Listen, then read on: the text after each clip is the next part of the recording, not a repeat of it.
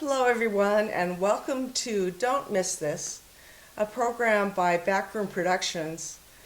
So I'd like to thank the South Dakota Arts Council, the Rapid City Arts Council that distributes the Rapid City Arts Subsidy, and also the NEA through Arts Midwest.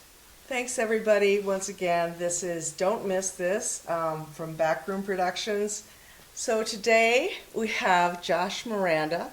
He's from the Dahl, and I'm going to let him tell you exactly what his position is. Thank you for having me, Darla. I appreciate it. You bet. So what exactly is your title? So I am the Community and Events Manager for the Rapid City Arts Council. That's currently my title. I started out with multiple positions within the Arts Council, and I've been there about 4.5 years. Wow. Okay, 4.5 years. It's gone really fast. Yeah, it really has. It really has. If somebody asked me, I'd say, "Oh, he was there about a year," but Yeah. no. Yep. No. And thank you. You've been doing a marvelous job there too. Thank you. Getting people in and out of the Dahl and events and everything that happens there. That a lot of folks, I think, in Rapid City aren't really familiar with all the activity that goes on at the Dahl. Yeah, for sure. So we're going to dive into a little bit of that. Yeah. But first of all, we're going to do a little background on you. Sure. We have something in common. Josh is from Chamberlain. All my relatives, all of them, are from Chamberlain, South Dakota. Awesome. And so then you probably left Chamberlain, went to school, I don't know. Tell me what's going on. Yeah. So I'm from Chamberlain. I was one of three children from my parents. My parents separated when I was about 1 year old. So I didn't really meet my father till I was about 9 or 10 years old. Grew up with a single mom, tough as nails. She was the postmaster in wow. Oklahoma, South Dakota. I know where it is. Yep. Right across the river there. So, she always inspired art in us, being a single mom. My brother's a dancer. He's a gymnastics coach for the University of Florida. We'll get into that. My sister's a graphic designer. She lived in Boston. She's currently moving to North Carolina. She does a lot of graphic design stuff for Burton, Under Armour. So I have a very artistic family. I guess. I was the sport guy, though, so I was very into sports. So after graduating high school, I played football for South Dakota State for 2 years. It was right when it was transitioning to D1. Oh, yeah. Yeah, so Yeah. it was an interesting to see that transit, that shift, Right. So that was a really cool experience. And then my major was entrepreneurial studies and finance. So Okay. really got into that, and that was a new major, so it was only in its second year when I got into the program. And that was part of the reason why I got into the program was my father's a producer. He was on ESPN for about 20 years. Wow. Okay. So I Yeah. really got into entrepreneurship and seeing that. And so anyway, that was really my passion, and I got into that at SDSU and kind of took that and ran from there. So SDSU is a great college for arts. it really is. Yeah, it it really is. is. Yep. I took a lot of film classes. I got to take a lot of electives with that major. So that's really when I fell in love with art, really. Yeah. Yep. Yeah. So okay, young Josh graduates. Yes. And now, you mentioned earlier that you did some work for the Outdoor Network. Was that right away, or was that further on? That was a little later. Right out of college, I wanted to live in Austin, Texas. I was always really big into blues Cool. and Stevie Ray Vaughan, and I also just wanted to live in a really liberal arts and cultural community. And so right out of college, I packed up my truck and moved with a girl at the time, my girlfriend at the time, and we lived in Austin, Texas for 2 years. I did some acting work. I was like a stand-in guy, so I wasn't the main talent, but it was really fun to see Yeah, the lighting fun. and all that stuff, like I was really into cinematography, which kind of is why I became a photographer later there. But then in Austin is really when I fell in love with wine. So I actually became a level 1 sommelier when I was there in Austin, Texas. Really? And I worked for Whole Foods, and that's really when my journey west started. So I'm a big food and wine guy. Okay. So that was like I actually own a non-alcoholic tea company called Sunpine Moon, and it's a nootropic tea, so it's a non-alcoholic alternative. You say owned. You don't do that anymore? I still do it. Do Okay. it. It's just an upstart. It's just me making it in my basement really right now. It's Very interesting. It's Yeah. really, really awesome. So I'm really passionate about that kind of stuff. So I took that, and I had a lot of mentors on the way with the industry with specialty products, basically. Okay. Yep. Okay.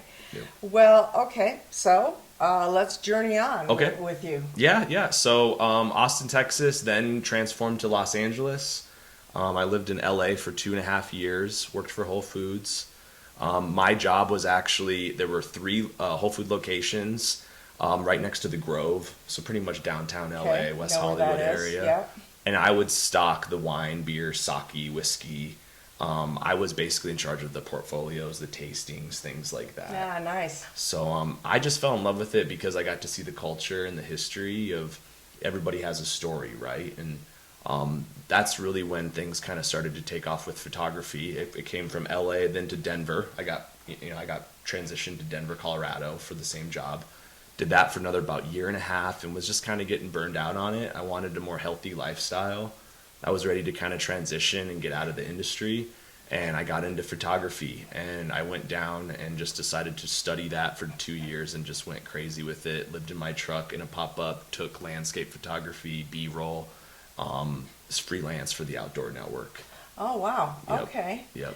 Um, It's kind of crazy all over the place, but as you can tell, I've always just followed my passions and just kind of, things that I love meeting people, and that's really what I do at the Dahl and with the Reps Arts Council's community. So I'm an avid indoorsman, so yeah, okay, absolutely. okay. Yeah. Does the Outdoor Network still exist? Yes, it does. Outdoor Network, when I worked for them, was predominantly hunting, fishing, ATV, rock climbing, very ultra intense. That's why I was the B-roll guy. So I was never I was more of the filler. I got a lot of the time lapses, the landscapes, the stuff like the animals, the stuff that when people were telling their story, they'd have the filler. And so that was funner for me because it was a lot of anonymity, and I got to kind of work on my own. Yeah, I get that. Yep. That. And so, what brought you to the glorious Black Hills? Was it that same interest? Yeah, it was kind of a combination of things. It was I've always wanted to live in the Black Hills. I love it here. I think it's absolutely beautiful. It is. And my mom actually, not to get sad, but my mom got early onset dementia in her early 60s. Oh. And so I moved back home to kind of almost take care of her in a way. And Rapid was, I could have my life, and then I could go back every weekend and make sure things were going good in Chamberlain and, that kind of thing. Sure. And then COVID happened. Oh my, it changed everything. I mean, Yep. everyone's life was Yep. altered by COVID. Yep. So how did that change your life? It kind of basically the reality of maybe I need to stay somewhere a while instead of keep, because every 2-3 years I would move. And I was kind of like, maybe I want to just, set some roots. And that's what it did. My life kind of just started to change. And that's really when I walked into the Dahl and started to work at the Rapid City Arts Council, and and that's really the chapter that I'm really fully in right now and immersed in. Walked into the Dahl. Were you looking for a particular job there, or were they advertising, or? Event assistant. Okay. So cool. They were looking for somebody to help out with events and just kind of take a leadership position, so the main event coordinator didn't have to be at every event. As you might know, I was at the Dahl before the expansion and during the expansion, and I was the development person and also events. So they'd call me the bonus employee because I took care of 2 jobs. Yep. But I loved running events and had a knack for it because being in rock bands and being a promoter for over 30 years or so, it was just part of my life. Yeah. But this must be kind of new for you, doing events and everything. Yeah, totally. And you probably had to invent how you were going to do those events because a lot of things in the Dahl weren't in place always. They went through a couple of different directors. Yep. And then here you are, okay, run the events. Okay, do I have a form? Do I have anything online? All those things. So did you have to develop that? Yeah, I mean, and it was honestly a lot of stress. Those even little events were really stressful in the beginning because it was just kind of something, there wasn't really a roadmap. No. Yeah. And I really didn't even get to learn from the event coordinator at the time. It was honestly like 2 to 3 months, and then COVID happened. Okay. So it was, and then that ended up, obviously, everybody was laid off. If No you were a events. gig worker, no events. So it was honestly a 3 to 4 month hiatus. And then, so the event coordinator continued on with their life. And then it was like, hey, they offered me the position. I came in and started to just run with it and just kind of learn. It's all about people, though.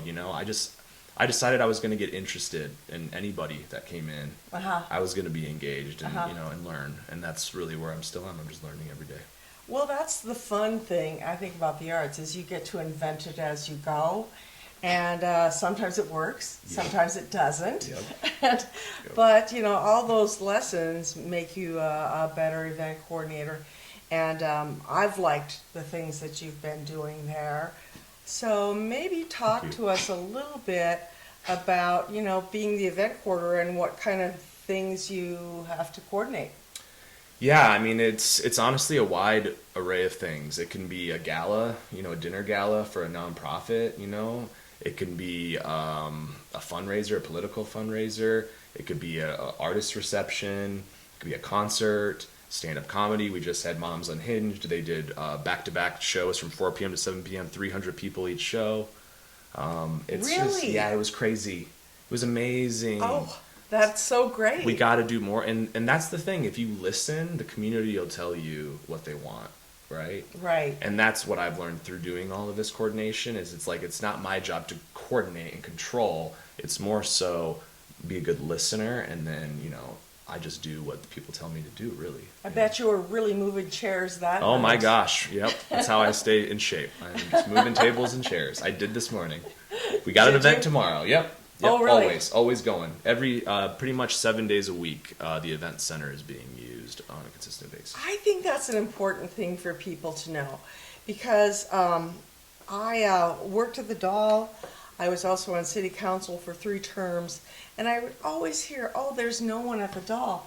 Well, yeah, if you drive by at 2 in the afternoon, there's not cars there, but if you go past there at 7 or 8, it's starting to jam, and so it's important for people to understand the Civic Center parking lot stays empty many days. Then when you need it, it's full of cars. So I mean, I think that the Dahl gets a bad rap because right now you've got the events going on, you've got classes going on. You don't have a lot to do with that, but as an event coordinator and a person that works there, you have to know what's going on with those classrooms. 100%. Yeah. So you're probably going into your summer classes now. Next week. And Monday, tomorrow. Yeah. Oh, tomorrow. Yeah. It's June. Duh. Okay. So our education director, Melissa Nelson, does an amazing job. That's insane, honestly, over there. They're doing 22 summer camp classes this year. Wow. So, wow. And then we also have the JUMP, the Juvenile Diversion Program, which we do at the Pennington County Sheriff's Office. And Art Alley, we get a grant through Go them. into that JUMP program just a little bit more. Yeah. So, I mean, you probably know even more than me, Tyler Reed, who was, one of the education directors and coordinators there and community engagement coordinators for the Rapid City Art Council, was really engaging with the community with a Roll With It, which was another really good fundraiser that we did back in the day. And the JUMP program basically takes juvenile youth who've been in the justice system, and it gives them an opportunity through art and community and a mural project to basically get credits so they can, graduate out of the program and not have to go to jail or prison or anything like that. I think people miss that point about the arts, and, they might hear it a lot that the arts really do heal, they, get people back on the right track, but they don't always understand what that means or how that's done. And the Dahl is a perfect example of that. And in community outreach, Tyler Reed, of course, doing a terrific job. And a lot of those students or the kids that are involved in that are indigenous. And so it takes a person that has that kind of background and with the arts background to really motivate a program and get that going. Yeah. Well, and it's so cool to again listen to the community and listen to these parents and, and these children that you know, they have maybe a rebel nature. And Yes. so they don't want to be told, you know, what to do. But a lot of these parents are saying, like, they're so excited to come to this this project, and they're ready to go, and they talk about it all the time, and they don't talk about anything. And like, that's the stuff that makes what we do worth it. Yeah. Yeah, it does make you feel really Good. good. Yep, Really, really for good. sure. So, okay, events that you have going on or have had going on there. And you also do a lot of private events, I know. Yes. Tell us a little bit about weddings or corporate things, the things that go on in there that, you know, kind of keep the wheels on for the Dahl as far as finances go. Yep. So, yeah, we do weddings, we do private events, we do corporate events. On average, we probably do about 150 to 175 events at the Dahl, rental events a year. But I would say about Wow. half of those are nonprofit.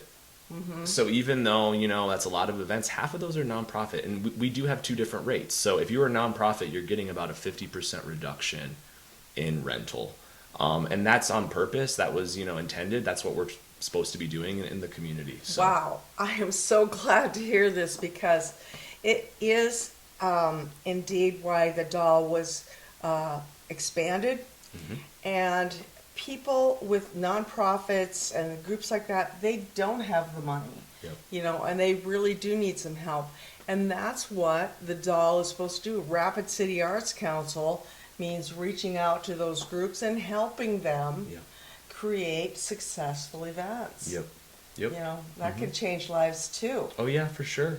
And you know, it just basically perpetuates what we're trying to do, right? The word gets out, there's more opportunity for nonprofits to make a difference, and that's what we're just trying to do with these events. So on average, it's a 50-50 blend there. You're getting about 50 at that rate, at that nonprofit rate. We really help the community initiative with that, and then the other 50% are going to be private events that maybe are more profit driven, so we can keep the lights on and have impact. I think that's a good balance. Yeah. I really do. I think that's, you know, as a person that saw it get built, I was kind of like, oh my gosh, now what do we do? Yep. And so I was in on some of those first trials where we're just trying to figure out what did work there. Yeah. Yeah.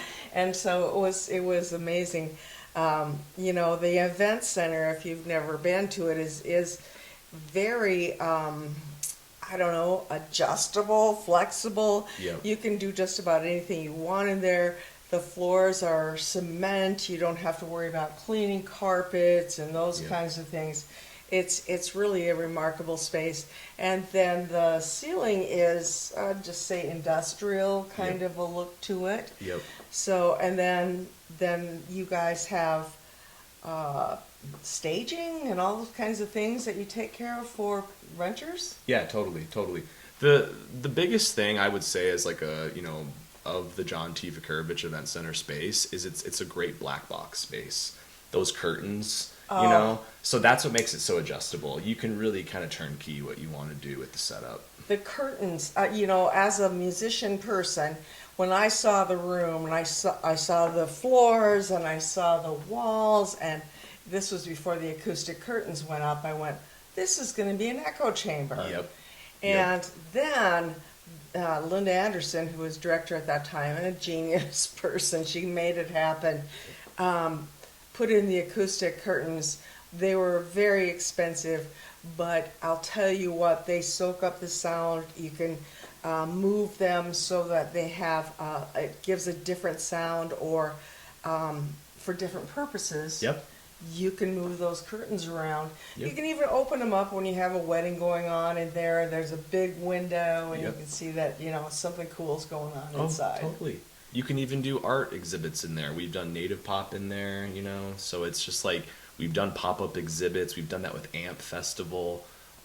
So yeah, you know, it's the community space, and that's really what makes it fun, you know, because the community again gets to like, it's like you guys want to come in and do something, we're going to try to make it as good as we can for you. So And you do have another space. You do have the cyclorama. Correct. Which you program, I would Correct. guess. Yep. Yeah. Yep. And What Yep. happens in there for the most part? Smaller things, Smaller receptions?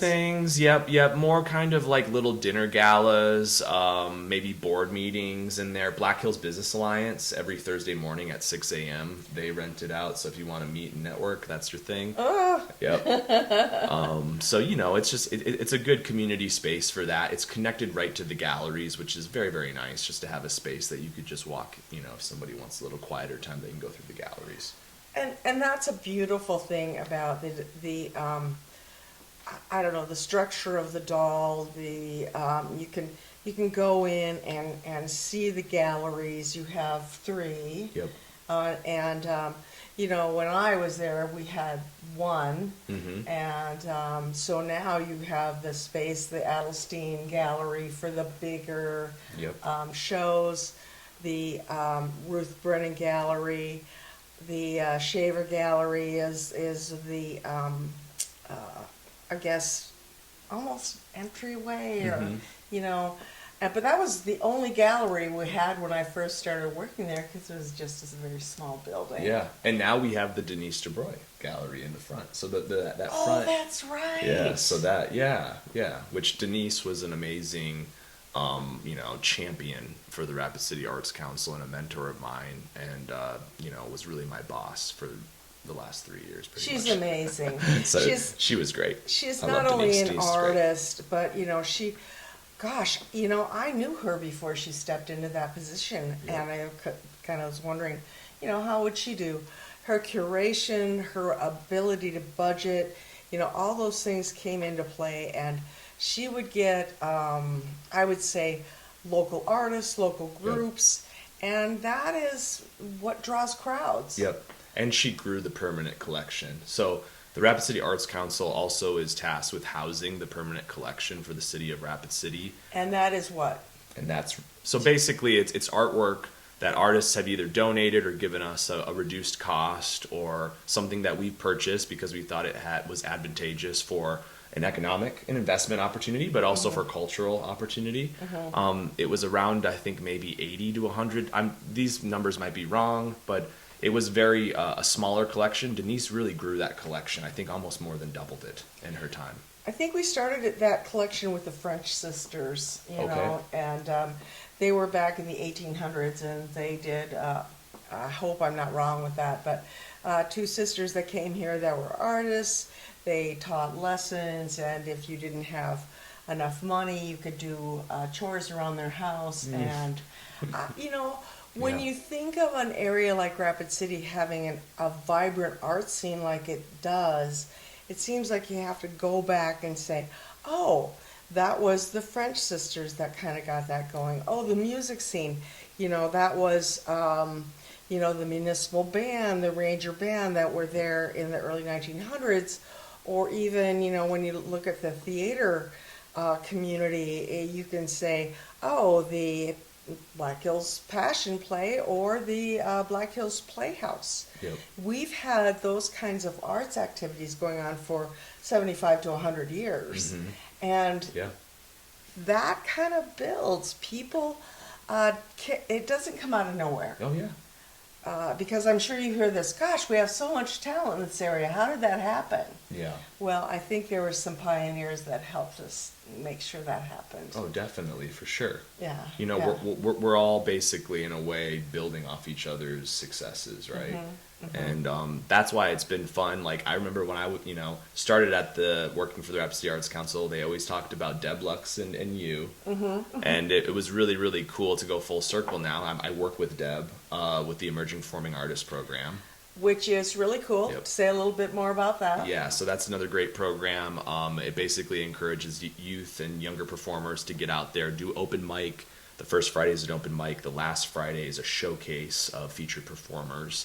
It's just a great program to get out there, meet, network, meet like-minded And it can be musicians. any age, as long as if you're just 100%. getting started Yep. and you're 45, Yep. it's still cool to have some place to hone your skills in front of a live audience. Oh yeah, and it's nerve-wracking because it's very vulnerable to go up there and perform and be like, "This is something I've been working on. Here goes." And we do art walks. So Yeah. that starts this summer, next Friday here already. And we're actually working with Main Street Square, and we're going to be doing concerts and emerging performing artists that first Friday all summer long. Wow. So. That's really a cool thing. Another cool thing that you guys do that I'm just going to hit on, talk a little bit about it, the Dahl Mountain Yeah. Culture Festival, Yep. which, just encapsulates a lot of different types of arts. Yeah. You had it again this year. It was very successful. Maybe go through what you did. Yeah. So this year we expanded it to a 5-day festival. So we actually kicked it off with a concert, Eliza Blue, Rooted in Wonder. It was amazing. It was more so of a storyteller folk. Eliza's story is amazing. I mean, it's like she's so strong, independent, and unique. So it was just so cool to start the festival with that. Saturday we had the expo in Main Street Square, 20 booths, local outdoor adventure kind of thing. You Yeah. could throw axes. We had a food truck. We had yoga in the park. We had a flute player. It was really, really good vibes. It was good community. And then Sunday we had outbreak activities outdoors together. You could meet, go ride bike, go on hikes together, go have a brew at Lost Cabin. We did Dahl Mountain beer with them. They made our own beer. We have cans cool. with it. Deb Zimmerman was the artist, the photographer for the Bear Butte with the Aurora Borealis lights in the back. Yeah. The can's cool. It's all metallic. And then Monday, Tuesday, we had the films at the Elks. So it was a great. And those are the time. Banff Film Festival Correct. films. Yep. Yeah. Yep. So that is a really high quality select group of films that come in from the Banff Festival, and then they tour the United States. Yep. And we were lucky to be part of that. Yep. And when I was there and it started, people asked me, well, what is, the outdoors and, iceberg climbing and all these things have to do with arts? And I said, that guy isn't out there by himself. If we are going to see it, there needs to be a cameraman, there Yep. needs to be music, there needs to be editing. Yep. All those things are art. They're not athletes Yep. doing this stuff. Yep. So to bring that experience to you, we have to have artists. 100%. And so it's pretty amazing because you kind of forget the camera's there. Yep. Especially when they're hanging off a cliff or something. You're Yeah. going, where's the guy that's taping this? Yeah, totally. And there's a lot of emotional, like there was one film in particular that I remember. I think it was on the second night, and it was this gentleman who was blind, and he wasn't blind at birth. It was something that had happened, some disease, and he literally rock climbed these crazy mountains, and people would take his hand and draw the terrain of the mountain, and he just could tell by his face that he was just so immersed in the moment. And Wow. and the community really grabs onto that festival. That festival is massive. So, Yes, it is. I'm so happy that happened for the Dahl, and the Dahl was able to bring that here. That's the thing the arts can do as well, is just change a culture, because the younger people were going towards the outside thing, the bike paths, the mountain biking, those kinds of things. Yep. And what am I saying? Young people, any age group was going on the Mickelson Trail and all Yep. those things. It was all growing at once. Yep. And so that happened at a perfect time. Totally. To really explore that. Totally. And then you have the Dahl Mountain photo competition. Yep. And which I always go down and see. Yep. And I'm amazed by the incredible photography. Yeah. Because there's a kids level or an amateur level and a pro level, and it's just, Yep. it's amazing. Yeah. All Totally. of it. Totally. And we live here. We get to live here. We're extremely fortunate and lucky. Yeah. Yep. So what do we got coming up this summer for events at the Dahl? I know you're always doing something. So what's happening?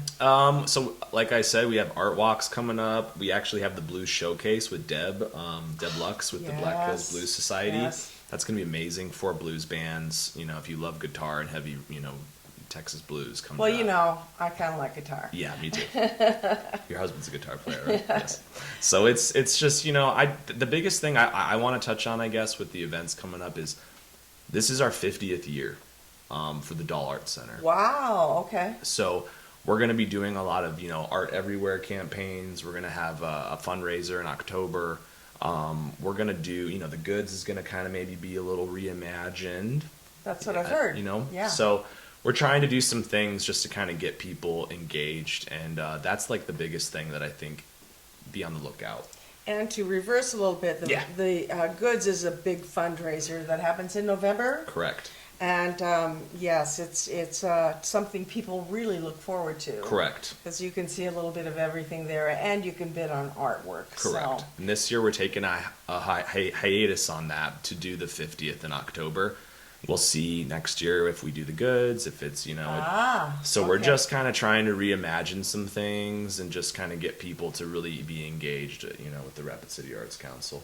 One thing I think people aren't quite aware of, and this is just isn't in your wheelhouse, but it's part of the Dahl. Mm-hmm. And when you look at the exhibits there and you think about the exhibits there, I've had people say to me, well, we can just get Joe's artwork and put it in the Dahl. Well, actually, no. It has to go through a judging process. There's pretty much a 2-year wait because we're so booked up. And for artists to be exhibited at the Dahl is pretty prominent kind of thing to do. Mm-hmm. So there's a list. There's always a list of people trying to get into the Dahl.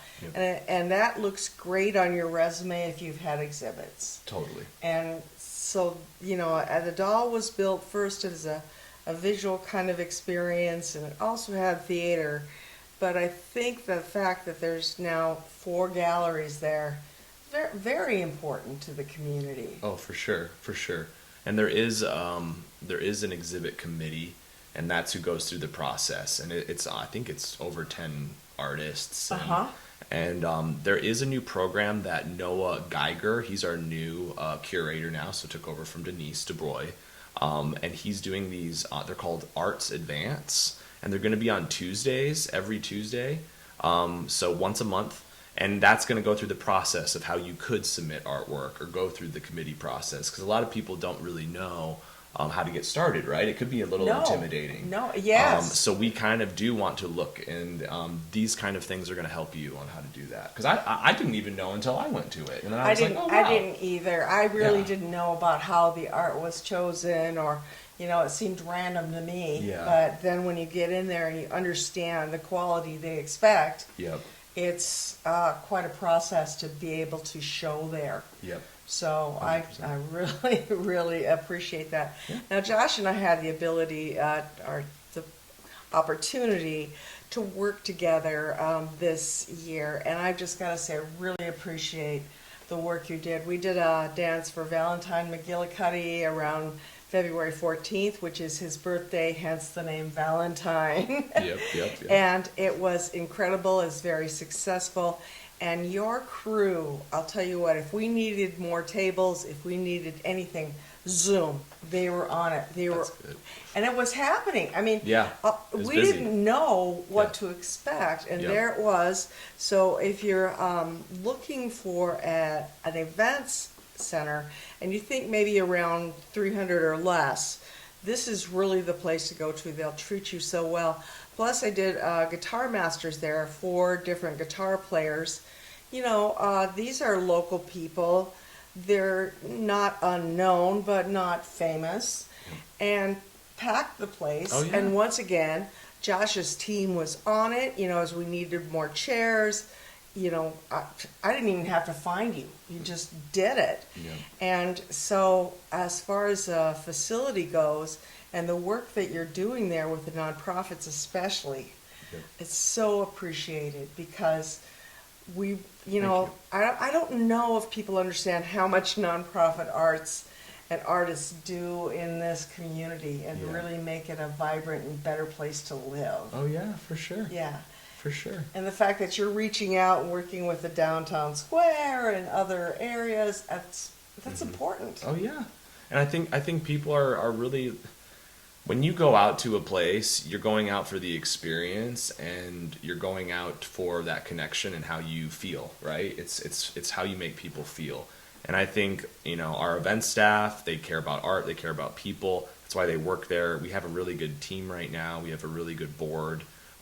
So, you know, those things take time to Your build. event staff is So- amazing. Just the people that greet you when you walk in, they make you feel very welcome. And, you know, an arts center can be kind of a daunting experience if you're Yep. not, you know, used to it. Yep. And so I think that really makes a difference. Let's not forget you also have a gift shop. Yes. So Yep. that's there for people to buy things by the artists that are shown, or some of the local artists, whether they're weavers or photographers or you know, visual artists. They're all there. Yeah, totally. Yeah, Totally. I don't know who selects those, but they do a good job. Noah does now. So Denise was, you know, the curator, the gallery directors. They're in charge of doing all of that in the gift shop, and we're kind of renovating it and trying to give it a new. That's another 50th thing. We're just kind of trying to judge some stuff up, maybe some stuff with the building, just make it so people know that, you know, we're here. We're a safe space for artists, for people, you know, and that's what we need right now, True. is a safe space. So that's what we are. And it can be very calming, very refreshing. It can just really change your mood. So, and best of all, it's free. You can go to this art 100%. gallery for free. Yep. Now, we encourage people to donate. Correct. Yep. But right now, you can go in, you can walk around, you can see all the great art, and it's completely free. So, And we have free events. You know, all of our receptions are free. oh yeah, We do the Friends of the Dahl events now, which are free events. We did Dreams, a Kurosawa film with Charlie Aberesk. Oh. We had Pine Ridge Flute Society come Yes, out. yes. I think who am I gonna have out there? I think you probably know this guy, Hank Harris. Oh, I've heard of him. Yeah, we're gonna have him. I think come out and play. I worked again. with him for about 30 years in a band called Dee Dee and the Pharaohs, so I do know Hank very well. But, you know, as a solo artist, he does a great job. Yeah. Yep. Yeah, so I can Yeah. say that, you know, I can recommend this show, you know. Yeah. You guys are doing a tremendous job. You know, just refresh us on what's going on this summer Yeah. into your 50th. Just tell me again. You got art walks and Yep. you know all the. Where do you find out more about this? And Yeah, so rapidcityartcouncil.org is going to be the best bet. Just go to the events tab. Maggie Wentz, our marketing director, she does an amazing job with the websites, the events, keeping all the RSVPs, the Facebook events. We do have a lot of third-party events as well, like that Moms Unhinged. These are people that come in and they just rent the facility out and they sell the tickets, so we don't handle that ticketing really. But, you know, that's going to be your best bet. Art walks, that's the big thing. Look for concerts. You know, I think another big thing is the 50th. I think come out to it. If you've never been to the RCAC, if this is the first time, come out in October. Come to the 50th. Be a part of community. It's going to be an awesome time. I won't miss it Yeah. because I am. Yeah, I was a flood survivor, and I've been here since it was Yep. built, and watched the struggles, and then got the privilege to Yep. work there. And it was an exciting time when we did go through the expansion. Exciting and challenging, nail biting. Yep. Are we going to have the money? Are we going to get the crowds once it's up? Yep. It was, but we needn't worry because the people of Rapid City, we aren't in a big metro area. We aren't even close to a metro area. Yep. So we have to entertain ourselves. We have to Yep. give our own artists and our own art the cred that it deserves. And we Yep. have some amazing people here. Oh, yeah, for sure. And I mean, Not yeah, up. for sure. So I'd like to thank again Josh Miranda for being here. I'd like to thank my dog Gibson. It was a very good boy during Yeah. this entire thing. He was. So thanks everybody once again. This is Don't Miss This from Backroom Productions. And be watching because we'll do lots of great shows about all the things that are happening in Rapid City and bringing more interesting people like Josh Miranda.